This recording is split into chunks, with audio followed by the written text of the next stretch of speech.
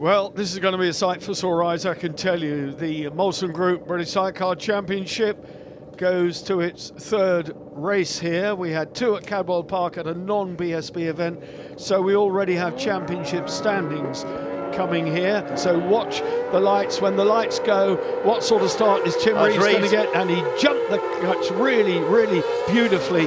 That was a good start. But Todd Ellis and Chaz Richardson have got the drop. Kershaw, number 29, the championship leader, into second place, with Tim Reeves and Kevin Russo having to go round the outside as they go into Riches, but they're into second as they come up to the very tight right-hander of Montreal, Ricky Stevens and Johnny Allen in fourth. How close do you want it, John? Yeah, they're very, very close. Tim seemed to drop the clutch and get the better initial jump, but then he must have got a bit of wheel spin off the line, and Ellis boys did him to the first corner. But a great first corner by Tim to get round the outside of the other guys.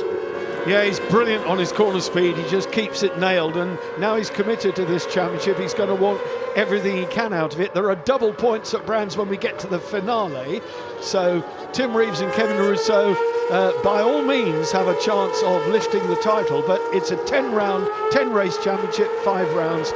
Race leaders though, Todd Ellis and Charlie Richards on the Santander Salt Molson Group. I think he's trying to make a break for it, isn't he? To try and get away at the start and try and break Tim Reeves, but I'm sure he'll be chasing him down all the way. I think that Russo is a newcomer, isn't he? To Snetterton, never been here before, so. Correct, never been here before. Passenger with Benny Stroyer, passengered with Sebastian Delanois, and that looks like, yeah, that's Martin Kirk, and Shelley Smith is out of the running, the number 58 crew, so they're out of it. MK Racing bike then brought to a sorry end on lap 1, but the race at the front looking good. Already we've got something like a 4-man breakaway, John. Yeah, it looks all pretty settled at the minute. They'll just be looking at each other, seeing who's quick in certain places and seeing where they make up a bit of time, and yeah, they just need to settle down, and then in a couple of laps time we'll be seeing who's got it. You've ridden a long bike, you've ridden a short bike, haven't you? You've had goes in both. Yeah, I've ridden both bikes. I really enjoyed the long bike. I rode Tim's bike at Donington and really enjoyed it. I rode the short bike at Silverstone. I thought that was quite a nervous bike, quite a twitchy bike, but yeah, and it was no, great though. I really enjoyed it. Fair play to Tim for letting me have a drive. I was in the passenger was another French guy. Was it Cluzel? Yeah, it was. Yeah. World Championship passenger. Yeah, Gregory Cluze. That's him. There you have Steve Kershaw and new passenger Ryan Charwood, formerly with Ricky Stevens. So leading the championship, the 2018 champion Steve Kershaw with the then Stuart Clark. A look over the shoulder. How many times have I said this in commentary? Tim Reeves, that look over the left shoulder. Yeah, I don't know why he does it. It must be a nervous thing or something. He always does it. I mean, he doesn't need to do that. He just needs to get on with it. He's an experienced driver. He just look forward and try and track down the leader. Well, lap record here held by Todd Ellis, 58.395. So 158.395. Let's see how close we get to that. In what I think, apart from the wind, John, track conditions are certainly good enough. Yeah, the track's really good. It's clean all the way around. You can use some of the curves, but the wind is really, really bad. It's really affecting the solos. I wouldn't know with the sidecar whether it would affect you or not, but definitely on the solos, it was. Yesterday was horrendous, but. Well, Kershaw said to me yesterday that going down the long Bentley straight at the back, when they flicked into Brundle, it pushed the front across, so it helped him. It oversteered, if you like. Yeah, in some of the corners it did help you in, but it's quite physical as well, riding in those windy conditions. Right then, nothing at the front. You can see Tim Reeves and Kevin Russo chasing down this fantastic lead that Todd Ellis has. Tim looking over his shoulder again there. Yeah, because he wonders where Kershaw is, and I'm going to get a cable tie and cable tie his head to the handlebars. Look at this. He's making a bit up the inside. Is he going to make a stick? Yes, he does. Yeah, nice move. Tim Reeves goes through nicely, but Todd Ellis will fight back. He knows that he can't let Tim and Kevin get away too far, but you're looking at a past master, not for nothing, as that man won 8 world championships.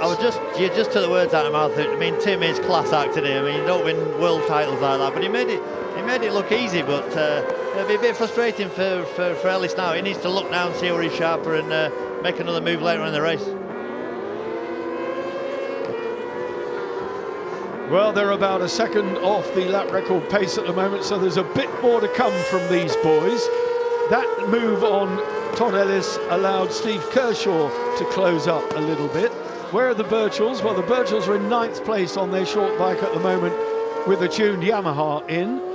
And let's see how far they can move their way up. In 5th place, Lewis Blackstock, Paddy Rosney. 6th place, the Christie brothers, John Holden, Jake Lowther in 7th. Andy Peach, Ken Edwards going very well in 8th. Again, a look over the shoulder from Tim. I don't know what he's up to, but yeah, I don't know. Fabian Forrer used to do that in the World Supersport Championship a few years ago, and I don't think I could spin my head around that much on my bike. I just look forward and look at my pit boards and just keep my head down sideways there from Ellis in the end of the straight. The way he flicks through, Todd Ellis flicks that bike through, John, it's as though the front's glued to the tarmac, and those great big fat Avon tyres, of course, doing an absolutely tremendous job. But 1.1 seconds only between the top 3. There's Sam and Adam Christie, number 34.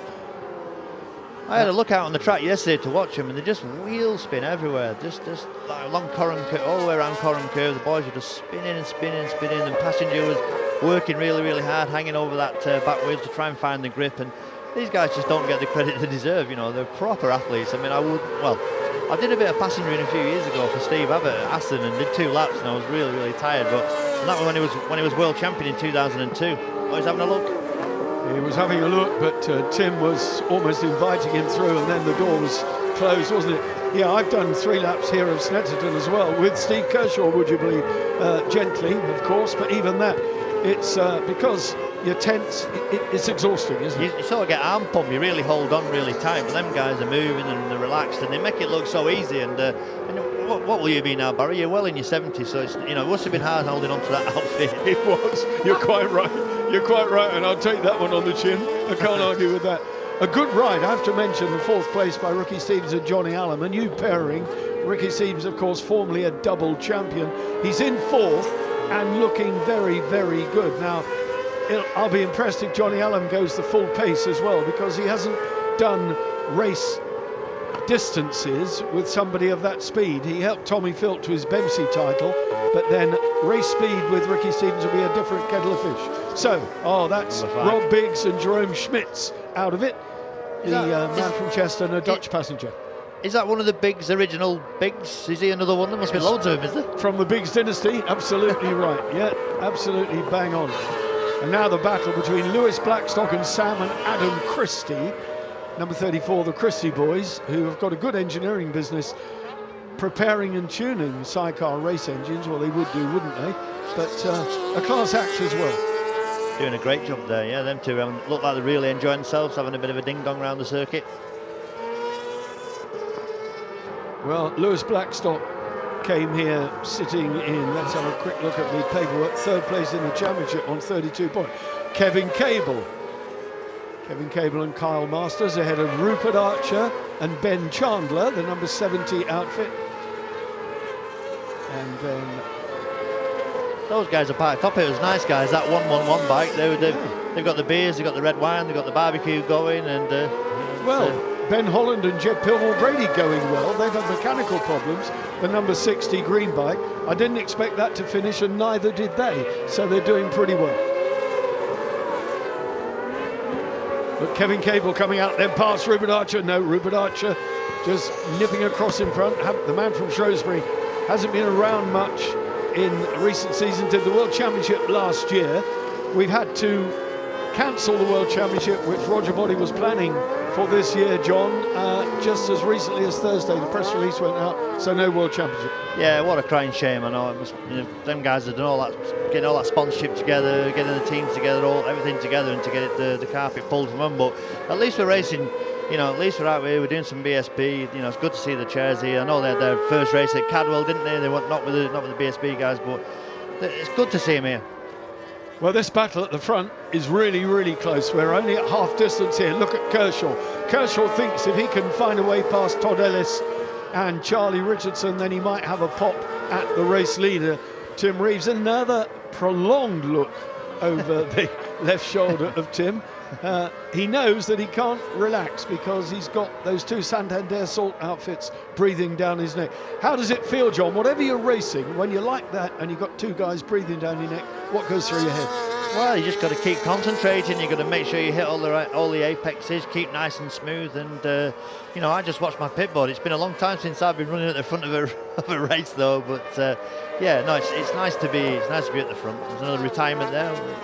Yeah, well, that's Martin and Shelley were battling their way around, I think. Yeah, it's a good position to be in, is out in the lead, you know, but he's looking pretty menacing, is the boy. He's going through the inside now. Into the lead goes Todd Ellis. Todd Ellis and Charlie Richardson then back past the Berlin Express.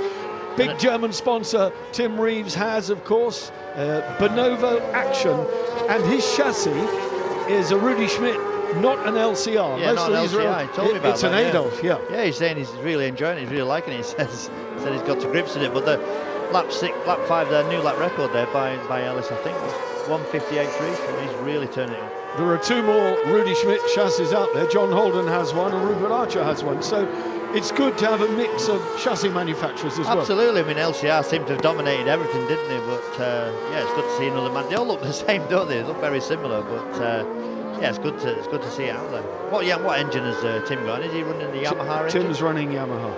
Yeah. So what is the best engine out there for these? I don't know. Well, debatable.